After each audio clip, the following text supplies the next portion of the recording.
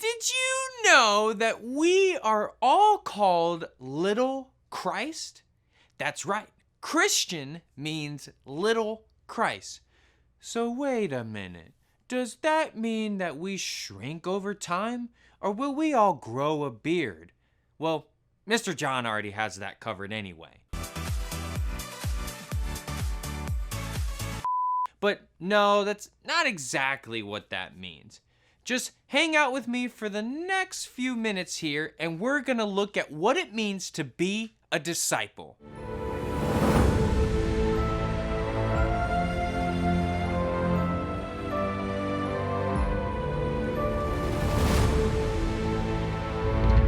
Guten Tag, 1132 kids. It's your boy, Mr. Joe. And no, I don't speak Spanish. I just know the one word, Guten Tag.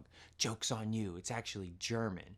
But anyway, let's stop getting down to the funny business and let's get serious. Today, we're doing something that's actually very exciting. Today, we are starting a brand new series. And in this series, we're talking all about how we are all God's disciples. And you know what they say? Save the best are first, or if you're not first, you're... Anyway, let's jump in. Today, our big answer is... Are you ready? You ready? You're not ready. Oh, you are ready. Okay, I'll stop joking around. Our big answer is... I am called by God, which brings us to our memory verse. Make sure you write it down because you're supposed to remember it and that'll help you. It's found in the book of Matthew, chapter 4, verse 19, and it says, Jesus called out to them, "Come and follow me, and I will show you how to fish for people." I really like fishing. And I really, really like fish. Like in my... But that's not exactly what we're talking about. And that's not exactly what Jesus was talking about in our memory verse. Let me fix my hair for a minute here. Okay.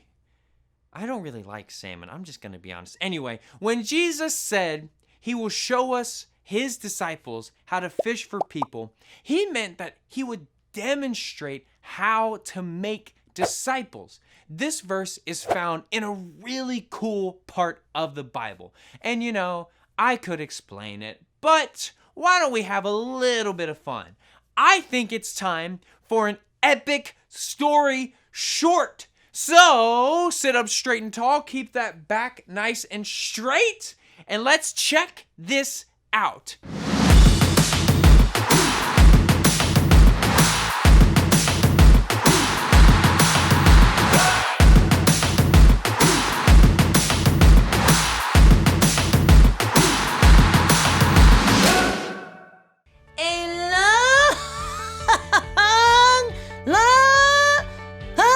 long time ago, Jesus was... here on earth. Libya. Jerusalem. I have arrived! Not like that. He definitely came as a sweet, teensy, tiny little baby to start with. It's so cute! But, okay, yes, I get it. I get where we got that from. But in this story, Jesus was actually an adult. Nope. No way, muchacho. Too old. I can see your wrinkles from here. Much younger, please. Older, please. What? No, not that. What? No, not that. Ah! Whoa! That is so cool. Oh, okay. Focus, Andrew, focus. Perfect. Jesus was an adult and he was just starting his ministry. It didn't take him long to draw a crowd and gain a following. One day, Jesus was teaching on the shore of a lake, but the crowd was growing too large and he basically needed an escape. Jesus spotted two fishermen nearby on the shore cleaning their nets, and he thought to himself, I should use one of those boats to teach all of these people because, personal bubble.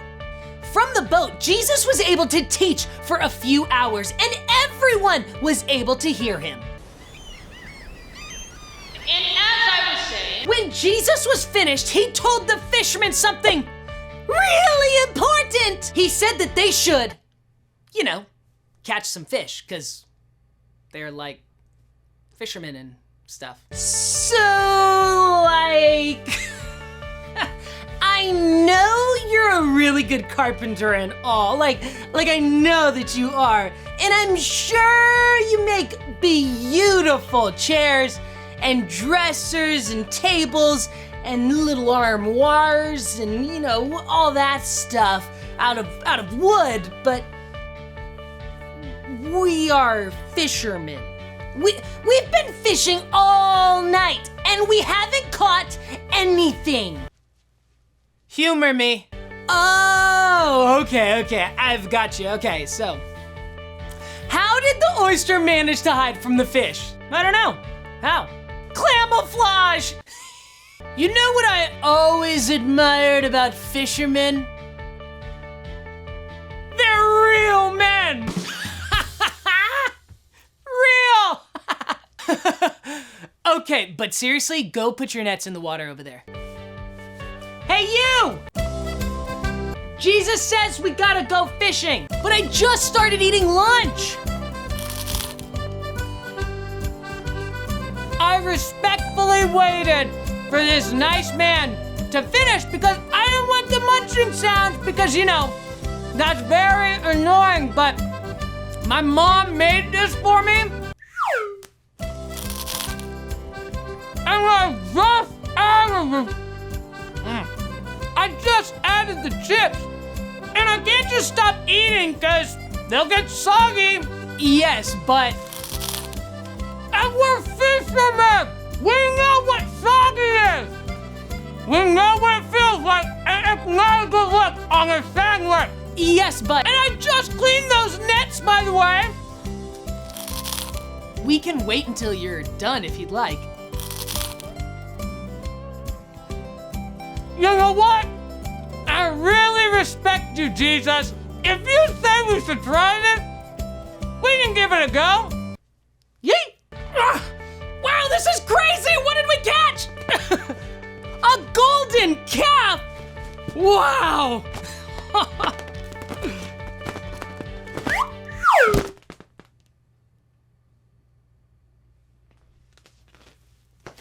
No. Try again. Whoa! So many fish!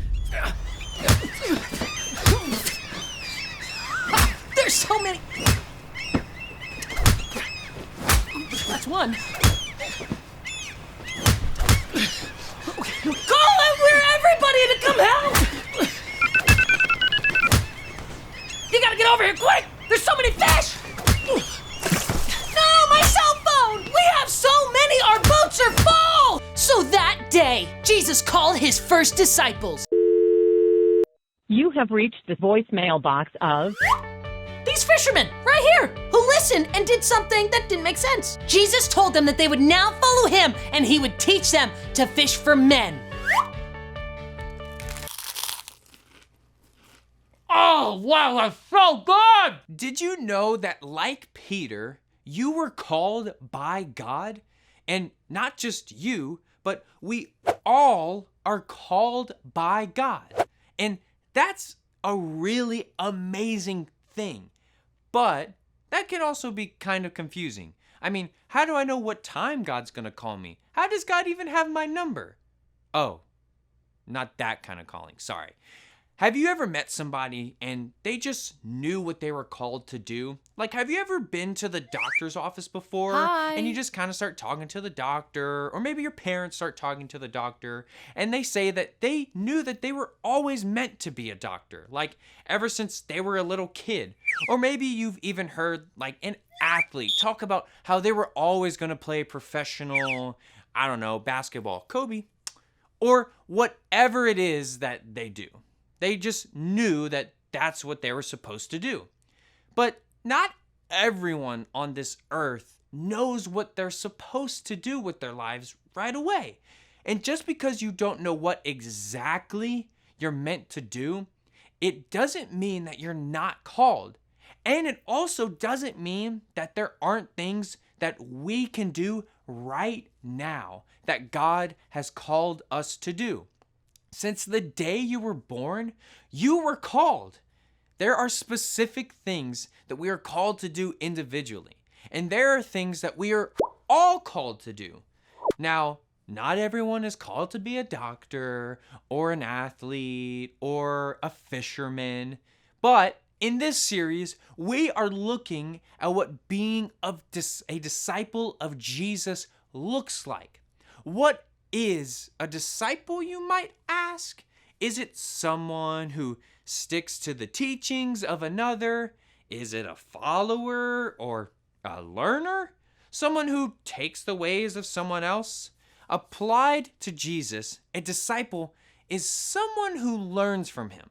Someone who, because of God's grace, makes sure that his or her words and ways look like the words and ways of Jesus.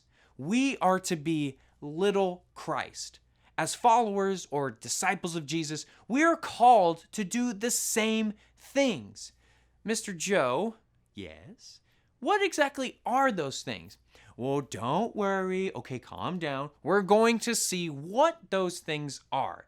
But before we get into those, why don't we look at our series verse? Let's remember this is a brand new series, so make sure you are writing this down, trying to memorize it. It's going to be found in the book of John, chapter 15, verse 16. And it says, "You didn't choose me, I chose you. I appointed you to go and produce lasting fruit, so that the Father will give you whatever you ask for using my name." God appointed us to go and produce lasting fruit. But how exactly do we do that, Mr. Joe? Well, the first thing we are called to do, make sure you write it down. The first thing is focus on God.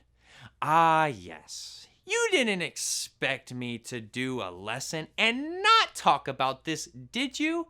Focusing on God is essential. No matter what our lives look like, each and every day, we need to focus on God and we need to give him our attention and our energy. Focusing on God looks different for each and every one of us. But practical ways that we need to be focusing on God is, you probably already guessed it, reading our Bible or praying to God. When we focus on God, we learn more about him and we become more like him. We are all called to be more like Jesus. That's why I'm trying to grow a beard right now. I mean, come on, give me a break. And focusing on God helps us to be more like him. You can focus on God while you're in school. You can even focus on God while you're playing sports, practicing music, art, or even hanging out with friends and family.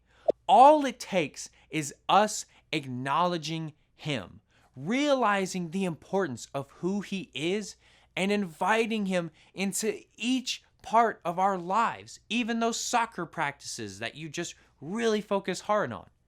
Give God your attention. Give him your energy. And if you're doing that, then guess what? You're focusing on God. Point number one, a dunzo. Why don't we move on to the second thing? The second thing that we are all called to do, you and me and you and you and definitely you. Number two is to focus on others. Not only should we focus on God, but we should also focus on others. We need to be devoted to God and devoted to others. Make sure that you don't forget the and. We are all Jesus's disciples. And that means that we need to make sure that we help others. Life can be really tough. And even our journey with God can be super tough. I mean, God didn't promise that our walk with Him was going to be easy. It's important to make sure that we ask our family and our friends if they're doing okay, or if there's anything that we can do for them. Maybe they need some prayer, or maybe if there's anything that we can help with. Being a disciple means being there for others. And no matter who you are or what you do, we are all called to help and focus on others, not just ourselves. So that's the second thing. So we know that we're supposed to focus on God. And then number 2, we're supposed to focus on others. And the third thing that we are called to do, number 3, triapa, I made that up, is teaching others. Did you know that as disciples, we are called to make more disciples? No, seriously, it's one of the last things that Jesus said after he rose from the grave and ascended into heaven. Don't believe me? Well, first of all, how dare you? But that's a little rude. I'm still a little hurt by that. But I'll prove it, okay? In the book of Matthew, chapter 28, verse 10, Jesus said this: I have been given all authority in heaven and on earth. Not like me, like Jesus, You knew that already. Therefore, go and make disciples of all nations, baptizing them in the name of the Father and the Son and the Holy Spirit. Teach these new disciples to obey all commands that I have given you. And be sure of this: I, God, am with you always, even to the end of the age. Boom! I told you, and you doubted me, and I'm sorry. I just got a little excited there, okay? But you see, as disciples, we are called to make more disciples. Remember earlier when I said that we're supposed to be more like Jesus? Well, this is a way to do that. The first 2 points from earlier really kind of trickle down to this. In 1 Corinthians chapter 11, verse 1, it says, follow me as I follow Christ. If we do those first 2 points, focus on God, focus on others, then this is bound to happen. If we focus on God, then we are learning more about Him and we're becoming more like Him. If we focus on others, then we are spending time with them and teaching them by example about all of the things that we're learning from God because we've been focusing on Him. It all ties together. Don't you see? I'm sorry. I have no idea why I'm getting so worked up. I'm just really excited that you guys are understanding this. Just give me a minute, okay? So let's recap really quick as I slowly start to calm down. We are all called to do, number 1, focus on God. Number 2, focus on others.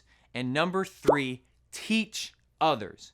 If you ever feel lost or confused, then just go back to these 3 things. Because no matter what, this is who we are called to be, no matter what our life looks like. Don't forget our memory verse in Matthew chapter 4, verse 19. If you missed it at the beginning, I'm helping you out. I know that you're going to get quizzed on it later. Jesus called out to them, come and follow me, and I will show you how to fish. Everyone do your hooks. I don't know the official term, but everyone, I will show you how to fish.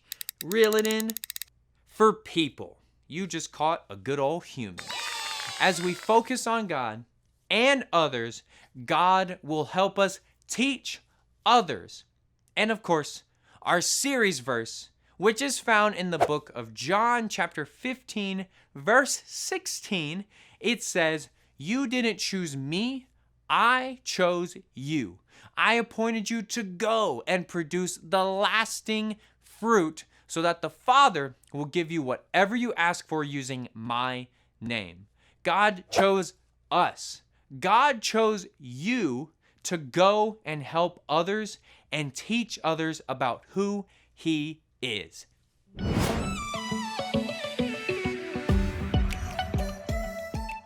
I want to challenge you this week to really focus on those three things. Number one, focus on God. And number two, focus on others. And then number three, teach others. Ask God to help you with that. And watch how God moves in your life and uses you to help and to help others. Hey guys, thanks for hanging out with us today. If you want more of our messages, some can be found right over here. Or if you want to check out a brand new series, you can check out this one over here. Thanks for hanging out with us, guys. We'll see you next time.